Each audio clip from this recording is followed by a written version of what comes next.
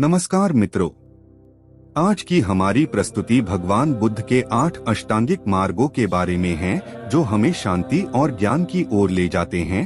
भगवान बुद्ध कहते हैं कि अति 2 प्रकार की होती है। एक अति है भोग विलास में, कामसुख में ऊपर से नीचे तक डूब जाना। गिरे हुए भूले हुए लोग इस अति में पड़ते हैं। दूसरी अति है शरीर को अत्यधिक पीड़ा देकर तपस्या करना, अपने को विभिन्न प्रकार से पीड़ा पहुंचाना। दोनों अति को छोड़कर तथागत ने एक मध्यम मार्ग खोज निकाला जिसे अष्टांगिक मार्ग कहते हैं। यह मार्ग शांति, ज्ञान और निर्वाण देने वाला है। अमृत की ओर ले जाने वाले मार्गों में अष्टांगिक मार्ग परम मंगलमय मार्ग है, जो इस प्रकार है। एक सम्यक दृष्टि मतलब 4 आर्य सत्य में विश्वास करना, दुख का ज्ञान, दुखोदय का ज्ञान, दुख निरोध का ज्ञान और दुख निरोध की ओर ले जाने वाले मार्ग का ज्ञान। इस आर्य सत्य चतुष्य के सम्यक ज्ञान को सम्यक दृष्टि कहते हैं। सम्यक दृष्टि का अर्थ है कि हम जीवन के दुख और सुख का सही अवलोकन करें और इन आर्य सत्यों को समझें। 2 सम्यक संकल्प मतलब मानसिक और नैतिक विकास की प्रतिज्ञा करना, निष्कर्मता संबंधी अर्थात अनासक्ति संबंधी संकल्प, अहिंसा संबंधी संकल्प और अद्रोह संबंधी संकल्प को सम्यक संकल्प कहते हैं। अर्थात जीवन में संकल्पों का बहुत महत्व है। यदि दुख से छुटकारा पाना हो तो दृढ़ निश्चय कर लें कि आर्य मार्ग पर चलना है। 3 सम्यक वचन मतलब हानिकारक बातें और झूठ न बोलना, असत्य वचन छोड़ना, पिशुन वचन अर्थात चुगलखोरी छोड़ना, कठोर वचन छोड़ना और बकवास छोड़ना सम्यक वचन हैं। अर्थात जीवन में वाणी की पवित्रता और सत्यता होना आवश्यक है। यदि वाणी की पवित्रता और सत्यता नहीं है तो दुख निर्मित होने में ज्यादा समय नहीं लगता। 4 सम्यक कर्मांत मतलब हानिकारक कर्म न करना, प्राणी हिंसा से विरत होना, बिना दी हुई वस्तु न लेना और कामोपभोग के मिथ्याचार, दुराचार से विरत होना ही सम्यक कर्मांत है। अर्थात कर्म चक्र से छूटने के लिए आचरण की शुद्धि होना जरूरी है। आचरण की शुद्धि क्रोध, द्वेष और दुराचार आदि का त्याग करने से होती है। 5 सम्यक आजीव मतलब कोई भी स्पष्टतः या अस्पष्टतः हानिकारक व्यापार न करना, आजीविका से मिथ्या साधनों को छोड़कर अच्छी सच्ची आजीविका से जीवन व्यतीत करना सम्यक आजीव है।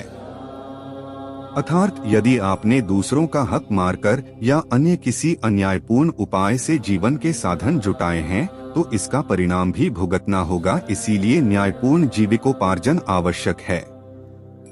6 सम्यक व्यायाम मतलब अपने आप सुधरने की कोशिश करना, अकुशल धर्म अर्थात पाप उत्पन्न न होने देने के लिए निश्चय करना, परिश्रम करना, उद्योग करना, चित्त को पकड़ना और रोकना तथा कुशल धर्म अर्थात सत्य कर्म की उत्पत्ति, स्थिति, विपुलता और परिपूर्णता के लिए उद्योग आदि करना ही सम्यक व्यायाम है।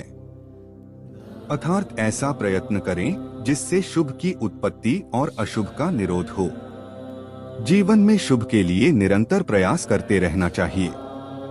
7 सम्यक स्मृति मतलब स्पष्ट ज्ञान से देखने की मानसिक योग्यता पाने की कोशिश करना, अशुचि, जरा, मृत्यु आदि दैहिक धर्मों का अनुभव करना तथा उद्योगशील अनुभव ज्ञानयुक्त हो, लोभ और मानसिक संताप को छोड़कर जगत में विचरना ही सम्यक स्मृति है।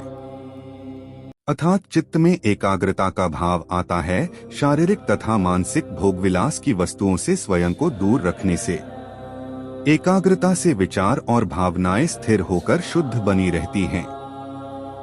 8 सम्यक समाधि मतलब निर्वाण पाना और स्वयं का गायब होना, कुशल धर्मों अर्थात सन्मनोवृत्तियों में समाधान रखना ही सम्यक समाधि है। इस सम्यक समाधि की प्रथम, द्वितीय, तृतीय और ध्यान रूपी 4 सीढ़ियां हैं। अर्थात उपरोक्त 7 मार्ग के अभ्यास से चित्त की एकाग्रता द्वारा निर्विकल्प प्रज्ञा की अनुभूति होती है। यह समाधि ही धर्म के समुद्र में लगाई गई छलांग है। क्यों आवश्यक अष्टांगिक मार्ग? पुनर्जन्म का कारण पिछला जन्म है। पिछले जन्म के कर्म चक्र पर आधारित यह जन्म है। बौद्ध धर्म के इस कर्म चक्र का संबंध वैसा नहीं है जैसा कि माना जाता है कि हमारा भाग्य पिछले जन्म के कर्मों पर आधारित है, या जैसी कि आम धारणा है पिछले जन्मों के पाप के कारण यह भुगतना पड़ रहा है। नहीं, कर्म चक्र का अर्थ प्रवृत्तियों की पुनरावृत्ति से और घटनाओं के दोहराव से है।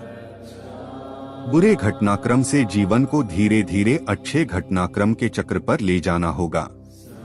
बौद्ध इसे काल चक्र कहते हैं, अर्थात समय का चक्र। समय और कर्म का अटूट संबंध है। कर्म का चक्र समय के साथ सदा घूमता रहता है। आज आपका जो व्यवहार है वह बीते कल से निकला हुआ है। कुछ लोग हैं जिनके साथ हर वक्त बुरा होता रहता है, तो इसके पीछे कार्य कारण की अनंत श्रृंखला है। दुख या रोग और सुख या सेहत सभी हमारे पिछले विचार और कर्म का परिणाम हैं। अतः भगवान बुद्ध के इन अष्टांगिक मार्गों को अपनाकर हम अपने जीवन को धन्य कर सकते हैं।